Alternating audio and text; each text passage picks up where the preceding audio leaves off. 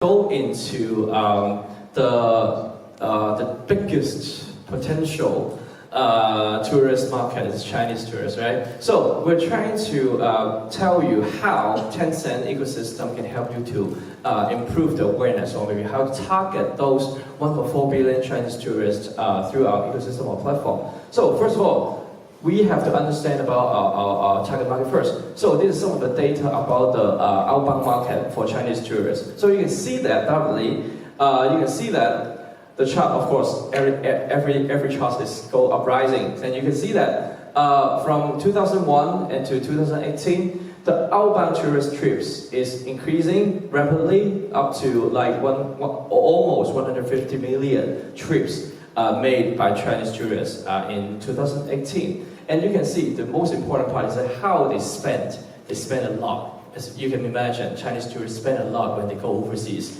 Even myself, I spend a lot. I didn't spend in Hong Kong. I'm based in Hong Kong, and you know the situation in Hong Kong now. But actually, I didn't spend in Hong Kong. But when I go overseas, I spend a lot. So you can see that from simple math calculation, all the tourists from China go overseas. They spend about like 280 billion US dollars in overseas market, and in average, that means they spend about 1,900 US dollars per trip for Chinese tourists.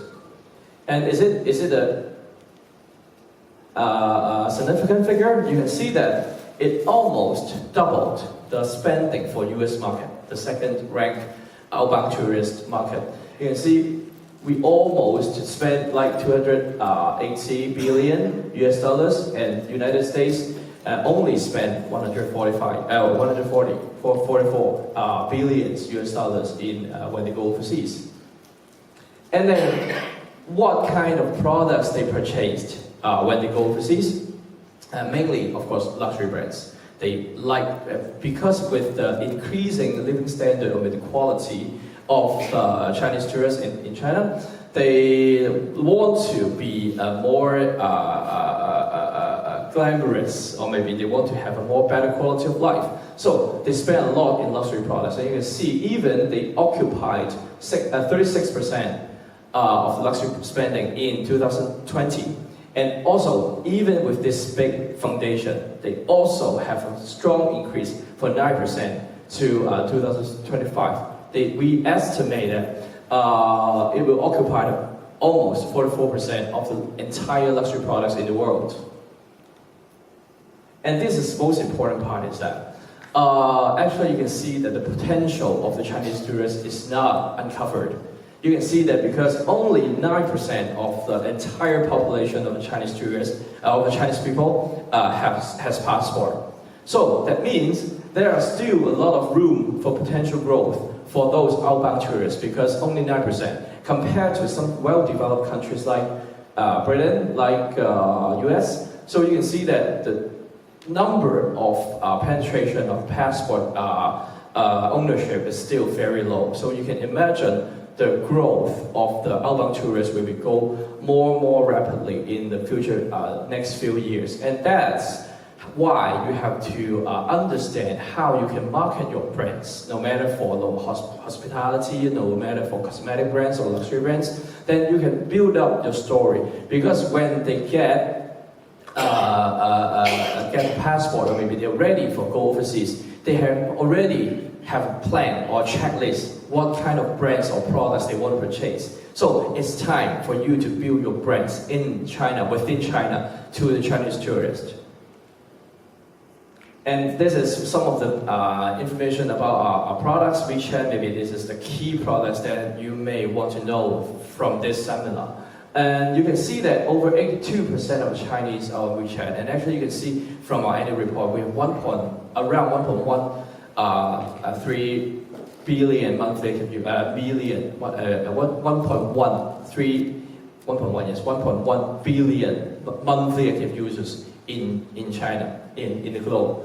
And you can imagine that all the users in China, or all the WeChat users, will use WeChat no matter whenever they go travel, no matter in Hong Kong, Macau, Singapore, or maybe Europe. Because you can imagine, when you go overseas, you will stop checking email from boss, you will stop like playing videos, but of course you will keep using social media. You want to have check-in, you want to share the information of this beautiful scenery with your friends, using maybe you will use WhatsApp, or maybe Facebook, or maybe IG. But all the Chinese tourists will use WeChat in one go, because it's a one-stop solution. They can chat there, they can play games, they can share their moments, etc., etc. So all the people will keep using WeChat, even they go overseas.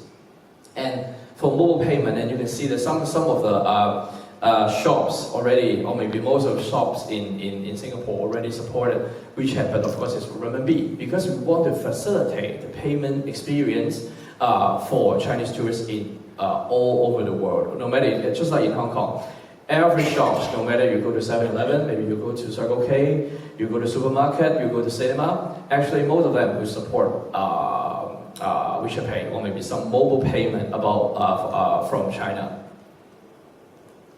And now go to Tencent. Maybe most of you know about Tencent, but normally I will start the presentation with one question I forget. Any one of you are using WeChat? Can you raise your hand?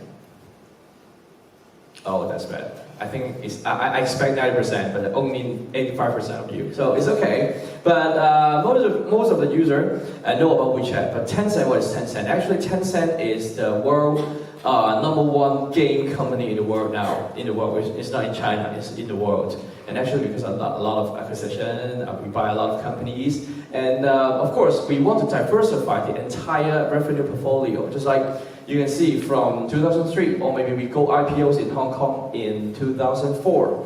And by that time, we only have QQ, and only value-added service. We charge the user with like avatar, some, I don't know, forget, just like QQ music, etc., etc. But now, you can see that online advertising already occupied a dominant part for the entire revenue portfolio. But of course, over 50% of our revenue is still coming from gaming. So by bonus, actually, half of the bonus is coming from the gaming company, gaming department.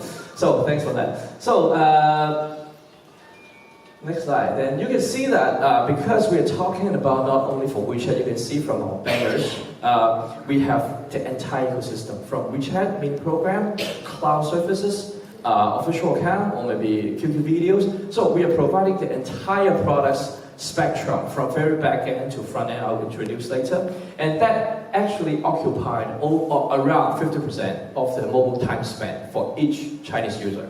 Because maybe they use WeChat every day, but sometimes they won't chat, or maybe they want to do social media, but they will go to QQ video to watch TV drama. And maybe they will go to QQ music when they going to the office or going back home after work. They will listen to music, so they will use QQ music. And the interesting part is that you can see from the chart, we provide like thousands of products from very back end, just like I've mentioned. Infrastructure like cloud services, like antivirus, like QQ browser, and to very front end, just like social media, gaming, video, music, all kinds of services, one stop within Tencent ecosystem. But the services or the products will be fragmented in the rest of the world, in different companies. But in Tencent ecosystem, we provide everything. And the interesting point is that all the user will use one single ID to log in, just like WeChat ID or maybe QQ ID. They will log in with WeChat or maybe QQ. So we have a very comprehensive description of this user, because what kind of music they're listening to, what kind of dramas or maybe movies they're watching, what kind of advertising they're clicking on when they're reading the news, because we provide news platform. So all the data add together, we can have a very precise description of the user profile. That means I know who is Ian Chen, even though I'm not knowing exactly Ian Chen. But at least we have a portfolio about this man. Maybe I know his age, I know his education level, I know his spending behavior through WeChat payment, blah, blah, blah, etc. That's why brands can leverage our platform to do a very precise targeting for the marketing campaign that Kishi will explain a little bit later. And this is the core of the entire seminar, and Kishi will go into details of different parts of it.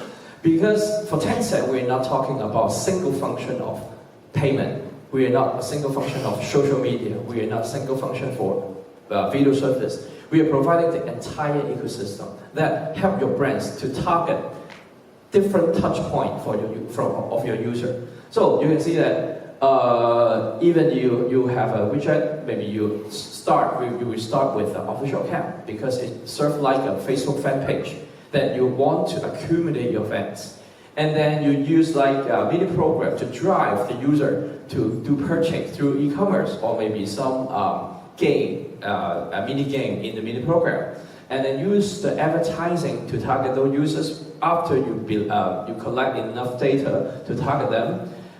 Use different products like QQ, video, etc. And you can finally use widget pay to ask them to pay to close the entire journey. And of course, cloud will be a little bit back end because we are promoting, you know some buzzword like ABC, AI, big data, cloud services. So we also provide cloud services, or maybe we call it smart solution, not only for travel, but of course today we don't even have enough time to introduce too much. But we have like smart solution for education, for transportation, but today we'll focus on like how smart solution or maybe AI help you or your brands to improve your brand awareness through AI and big data. So for the second part, I will leave it to Kishi to explain a little bit more to you guys. Thanks.